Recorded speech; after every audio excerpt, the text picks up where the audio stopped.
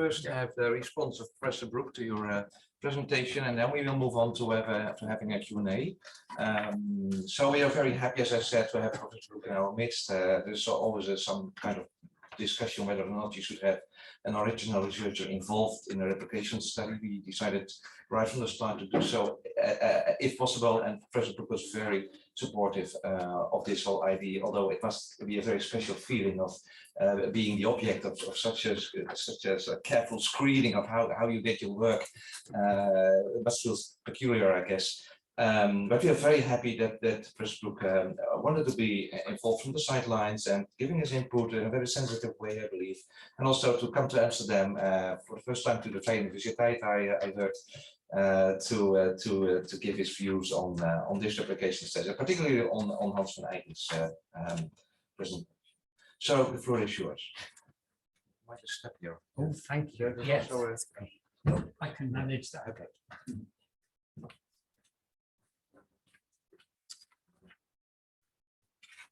Good morning. It is a very great honor and privilege to stand before you this morning, and scary. I was surprised when I got the invitation to participate in this project, because the chapter that Hans has just been discussing was actually written during the early 1980s. So that, as you will quickly work out, marks me out as an ancient monument. and also, of course, raises some serious questions. Thank you. That does feel better. Do you hear me better now? Yes. Great. That's great. It's fair to say that I did have various initial reservations about such a project. One of my questions was how close really is the analogy between replication practices that may be constitutive of an idealized scientific methodology, but largely foreign to the culture of many humanities disciplines. The ideal of eliminating the subject in the natural sciences has been a strong ideal, but in a discipline like history, evidence of the cultural formation of the author in his or her work is not only tolerated, it's almost expected.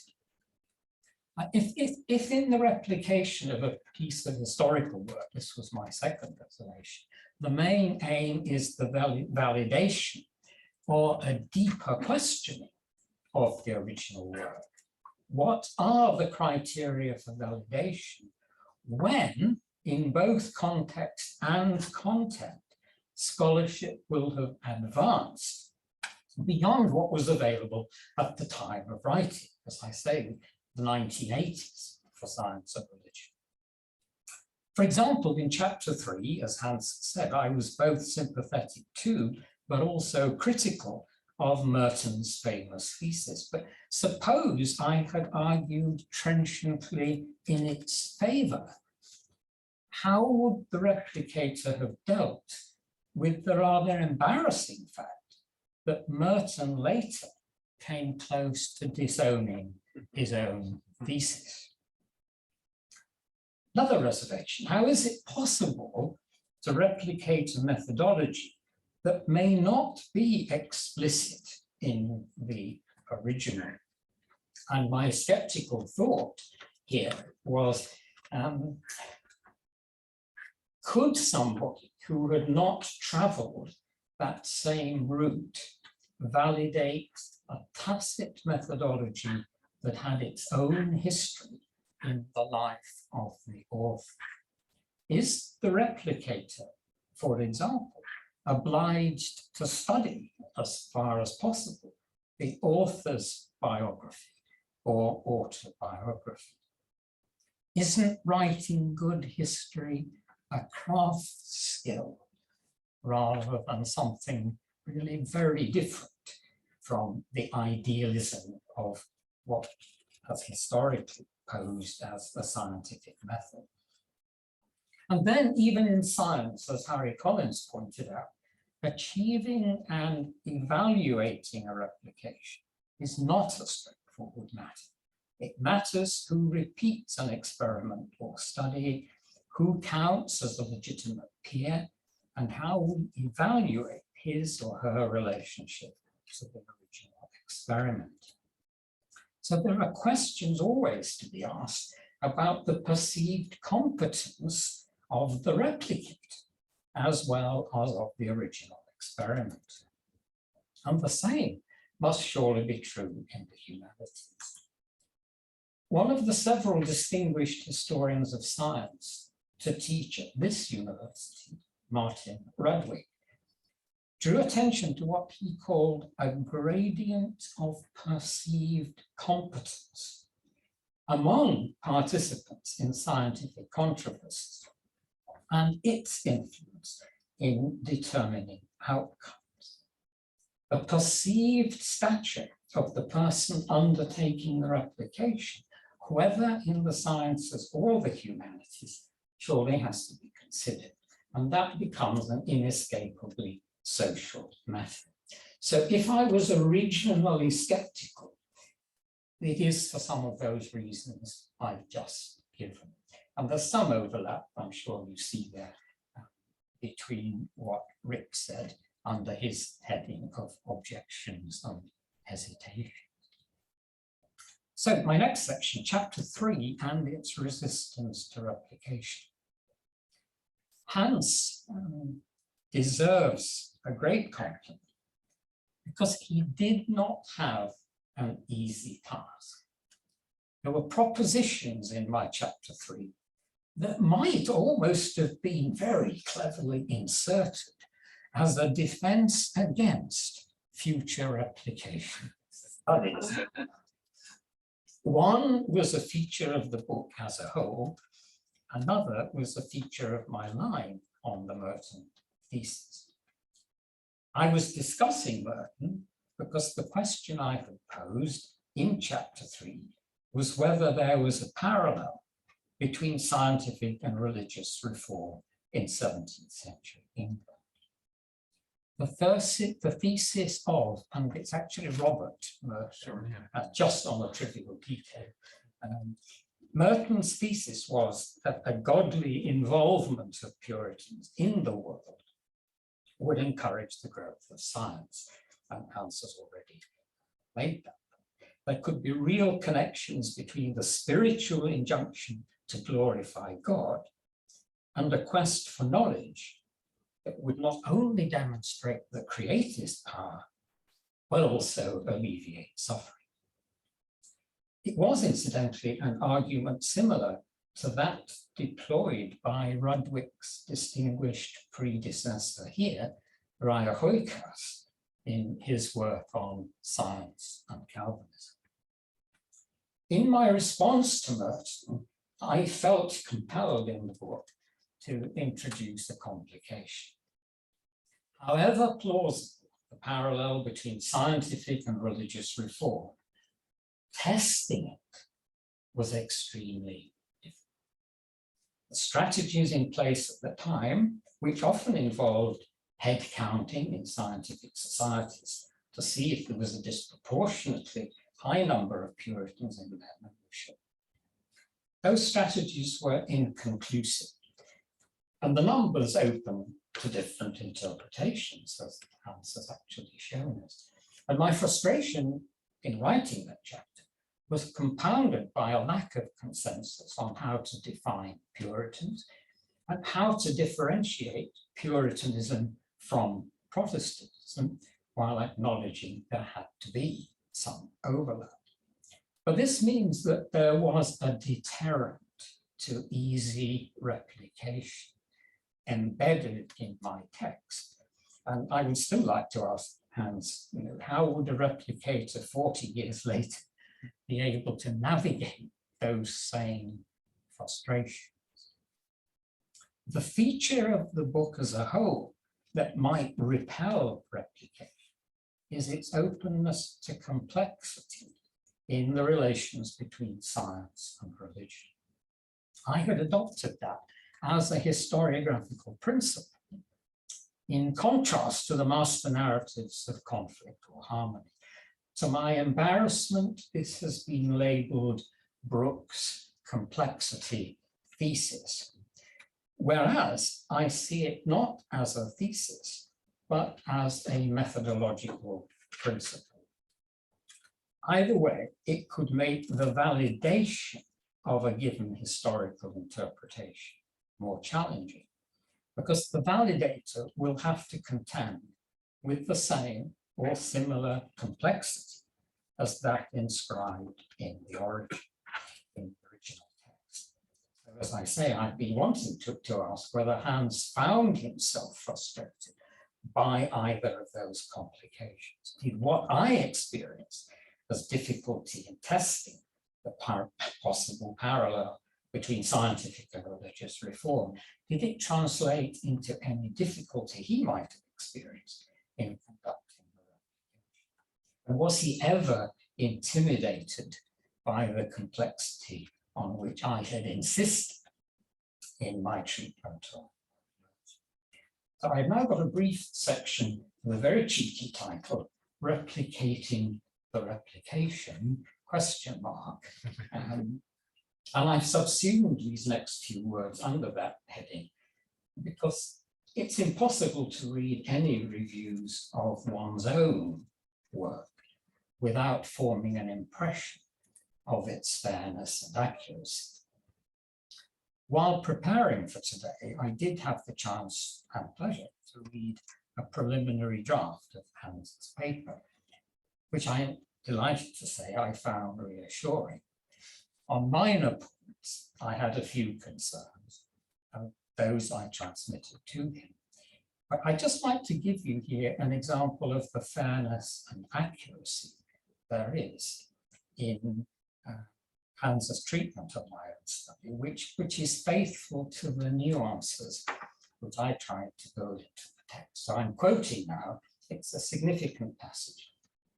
Brook's interest does not lie in evaluating Merton's portrayal of the Puritan sentiment that allegedly fostered scientific legitimacy. Instead, his focus is on whether the sentiment led to greater acceptance of science. Brook does add that science may have been valued by Puritans because it affords a useful diversion from sensuality, from bags, bottles, and mistresses, as Robert Boyle very nicely put it.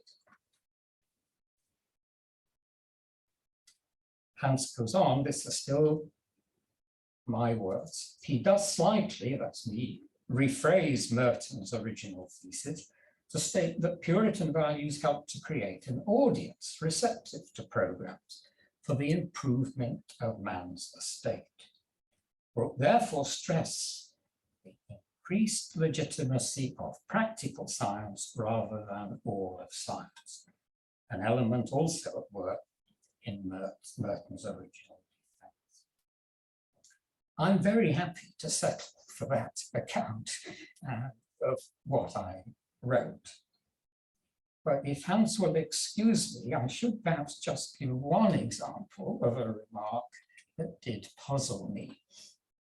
He mentions in the text that I saw at least 3 different ways in which a Puritan spirituality might have been a catalyst for practical science. The stimulus might come from the belief that the application of science to mitigate human suffering could count as a good work, not as a means of earning salvation, but as a duty of faith. Secondly, might be in the hope of finding a greater assurance of one's own salvation through the experience of God's blessing in one's worldly endeavors, shades of Max Weber. A third might come from a different hope that the application of science might go some way to restore the dominion over nature that Adam had lost at the fall. What surprised me, and this is why my eyebrow went up, was Hans's remark that Brook's emphasis on undoing sin or setting the image of God right by science is somewhat strange. What I would say to that is that I think it would have been strange if I had actually used those words. But even in Francis Bacon's potentially secular vision of a science-based utopia, it was not claimed that science could undo sin. That was only possible through divine initiative and mediation.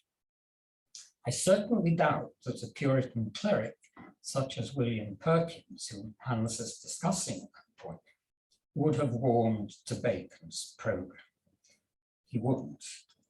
I was, however, at that point following the lead of Charles Webster, who in his magisterial book, The Great Instauration, recognized a millenarian streak in some Puritans, and among them, there were several who were attracted to Bacon's reformist agenda. Now, there were, of course, ways in which a doctrine of the fall could be obstructive to scientific theorizing. But as Peter Harrison showed in his 2007 book, The Fall of Man and the Foundations of Science, the pursuit of science for altruistic purposes could also be married with a Puritan eschatology. It could be seen as hastening the millennium and Christ's return. If you detect a note of self-defense in those remarks, you would be right. But doesn't this actually point to value in a replication study if it persuades an original author to revisit a former self? And in my case, I was impelled to reread exactly what Peter Harrison had said on the fall of man and look closely at Harrison's own debt to Charles Webster. So I've now raised the question of value, and I'd just like to end with a couple of examples of what I found especially valuable in Hans's study. So the value of replication. Is there value in a replication study, particularly when the text under review, as well as its author, might be considered an ancient monument? I can pick out two features of Hans' investigation that did seem valuable to me, in that they draw attention to two kinds of omission in my text. In one case, the omission was of a geosocial group, the New England Puritans. In the other, the omission was of a possible correlation between the growing acceptance of science in England and a growing indifference to religion, the waning influence of religion, if you like, among natural philosophers. Hans finds among New England Puritans a range of positions on divine activity in nature. Among them is a willingness to say that God can make use of natural material forces as secondary causes to achieve his purposes. These purposes might include meting out punishment for moral transgression. The rationalization of earthquakes had a very high profile in that context. The key point is that it was not a case of either a naturalistic or a supernatural explanation. For some of these New England Puritans, it was emphatically a case of both and. And the possibility of both and is something lost to the modern world, but was vitally important to the rise of modern science. Theological strategies for admitting the simultaneous coexistence of two levels of causality were important for the sciences. And I would say it's very good to be reminded of that. Though I did discuss that issue in chapter 4 with reference to Robert Boyle, I said very little about it with reference when dwelling among the Puritans in chapter It's just worth my adding, because this may be interesting. It's worth adding that the changing status of scientific naturalism within Christian thought from the 17th century onwards is the subject of an outstanding recent book by Peter Jordan. The title is Naturalism in the Christian Imagination, published very recently by Cambridge University Press. I was helped to see my second omission by the fact that Hans finds something in one of my secondary sources that he considers too important to neglect.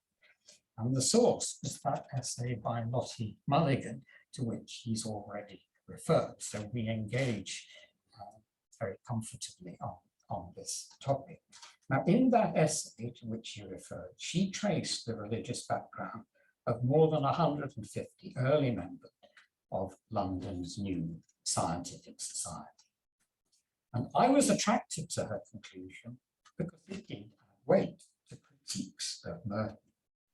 She found that, and I'll just repeat what Hans already put up, the typical background of a science enthusiast in the 1660s was not middle-class, mercantile, Puritan, politically radical, unacademic, or utilitarian.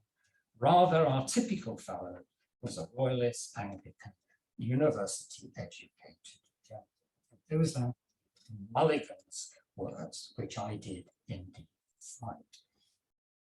That Puritan minority was as small as 1 in 20 of the sample. And Mulligan did concede that within that Puritan minority, there was a disposition towards the practical sciences, as Hans has already mentioned. Might this in itself perhaps give limited support to Merton's position? This is the context where Hans rightly detects my sympathy for the alternative to Merton's thesis, favoured by Barbara Shapiro, namely correlation between science and the moderate wing of the Anglican Church, in which a spectrum of doctrinal positions was tolerated. This latitudinarianism was epitomized by the mathematician John Wilkins, who, thanks to Hans again, we've already met. I had not seen any real tension between Mulligan and Shapiro, but by contrast, Hans has. He describes Mulligan's conclusion as starkly different from mine. And this is because she argued that acceptance of new ideas in the Royal Society had more to do with a waning interest in religious disputes and the waning influence of religious ideas, more with that than with any specific religious mentality. So as a result of Hans's replication study, I've been reminded that in my book, I did not directly address possible links between science and lack of interest in religion, or between science and secularization. There's surely value in that, and certainly for me. But one final question. I began this talk on a rather negative note as I reported my initial misgivings. I end with a question that you might also think subversive, but I think it's worth asking. I just said that Hans' study reminded me of ambitions in my book, and I've had to say reminded because there were reviews at the time that identified gaps and perceived deficiencies. And the most rigorous of those was an essay review by the historian Scott Mandelbrot that was published in Annals of Science. I have to say, in all humility, it was a wonderfully supportive review. But 2 or 3 reservations he expressed have been in my mind ever since. One was that there were places where he thought I'd been too dependent on secondary sources. Interestingly, one of these, in his view, was my discussion of the Merton thesis in chapter 3 of the book. A mission that he singled out was the absence of any systematic discussion of secularization. Now, I hope I have remedied that in my subsequent publications. But my question is this, and I just throw it out as a general question. What ultimately can we hope to gain from the replication of a historical text that could not be more easily gained from reading a cross-section of the contemporary reviews? Thank you for your patience.